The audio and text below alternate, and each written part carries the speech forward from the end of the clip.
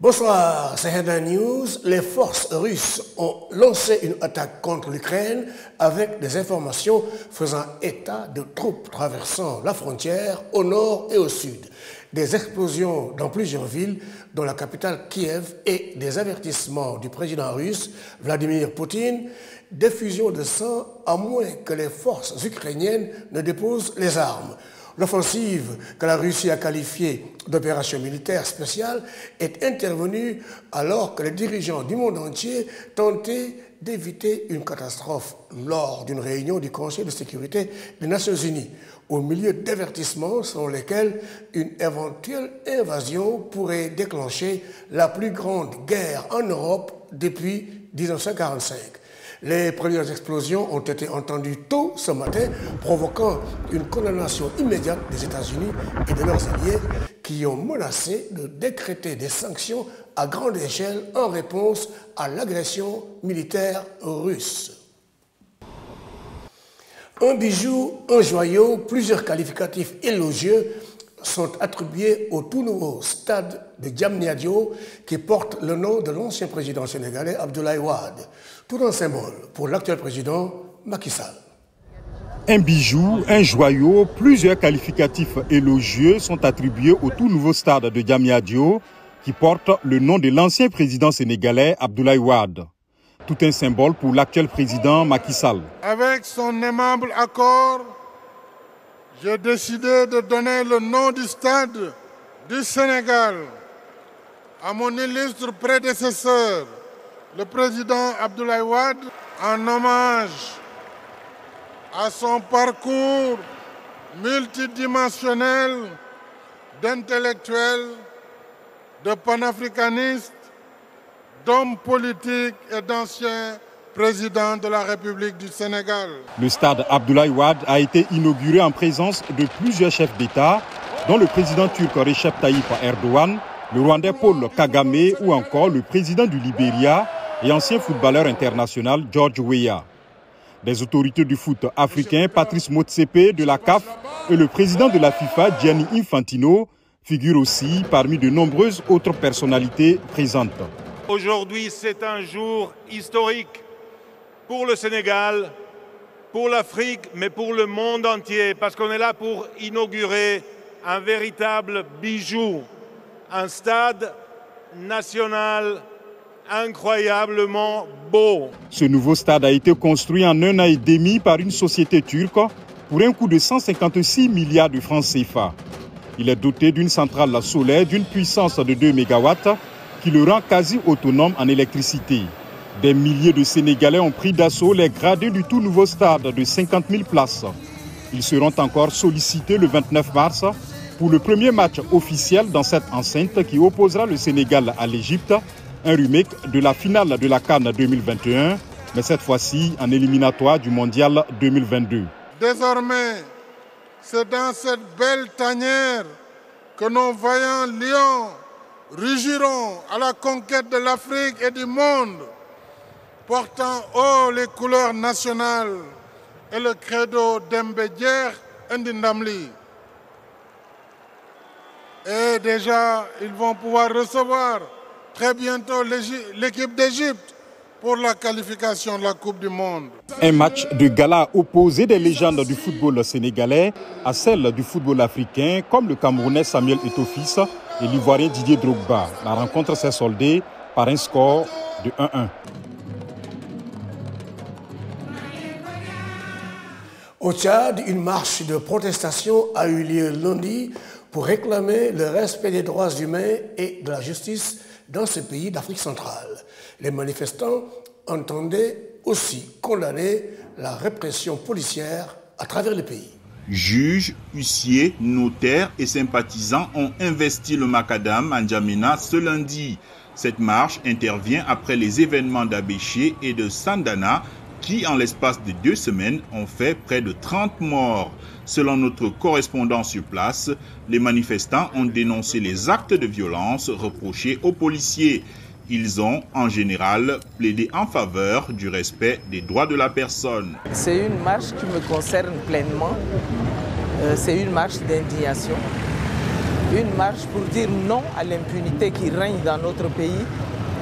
Une marche pour dire halte aux répressions. Répression propagée par les forces de l'ordre. Et une marche pour dire que notre État a démissionné.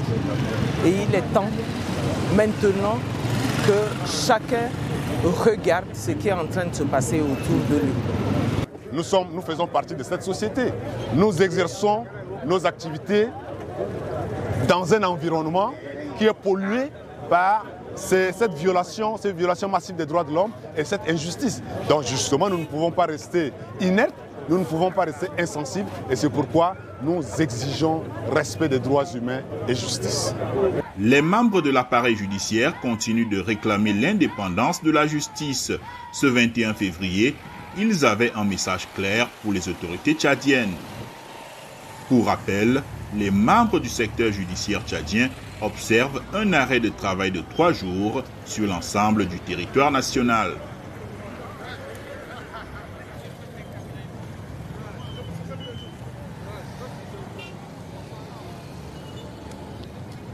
Le Premier ministre éthiopien Abiy Ahmed s'est dit ouvert à la négociation avec les rebelles tigréens, mais reconnaît qu'il n'existe pas encore de dialogue entre les protagonistes de cette crise qui fait tant de victimes.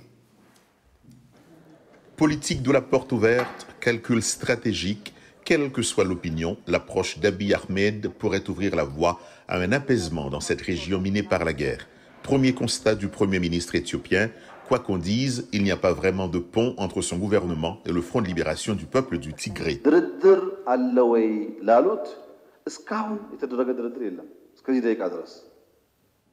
J'entends beaucoup parler de négociations, mais jusqu'à présent, il n'y a pas eu de négociations. Cependant, le fait que nous n'ayons pas eu de négociations ne signifie pas qu'il n'y aura pas de négociations du tout. Les négociations, le dialogue, ne signifie pas que le problème a été résolu. Cela signifie chercher à voir s'il existe une voie alternative pour résoudre un problème. Abiy Ahmed rejette les critiques venant de l'étranger, disant que la situation humanitaire exige davantage de coopération. La communauté internationale n'a aucune raison d'accuser l'Éthiopie. Des gens meurent et c'est le seul problème auquel nous sommes confrontés. Alors que 25 camions du PAM se dirigeaient de Semera vers Mekele, le TPLF a attaqué les camions. Si ces camions avaient pu traverser, le monde et nous serions réconciliés.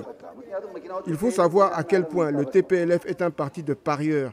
Quand les gens meurent de faim, ils bloquent la route pour que l'aide alimentaire ne leur parvienne pas. La déclaration du Premier ministre Abiy Ahmed au Parlement contredit celle faite la semaine dernière par Debretsion Gebremichael, leader du TPLF, disant que les pourparlers étaient en cours et qu'on pouvait s'attendre à une solution pacifique au Tigré. Victoire pour le football féminin américain. En effet, la Fédération américaine de football s'est engagée à verser un salaire à taux égal à partir de maintenant pour les équipes nationales féminines et masculines lors de tous les matchs amicaux et tournois.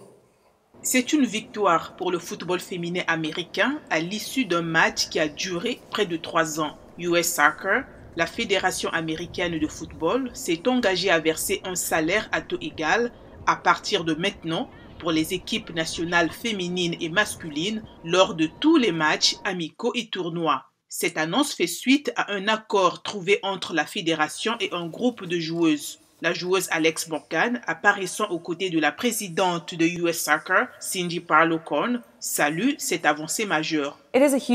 C'est une grande victoire pour nous, pour le sport féminin, pour les femmes en général, et c'est un moment que nous pouvons tous célébrer maintenant.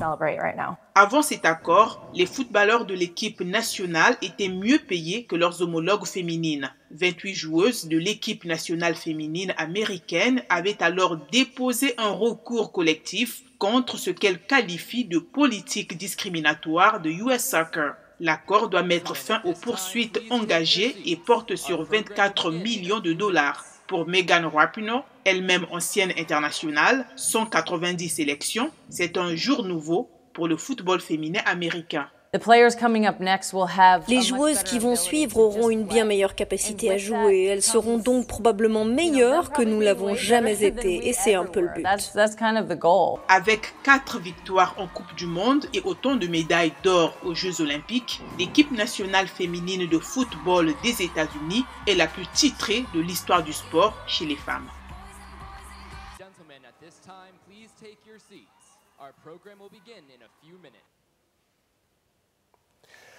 Voilà, Headline News, c'est fini. Restez sur B-News International.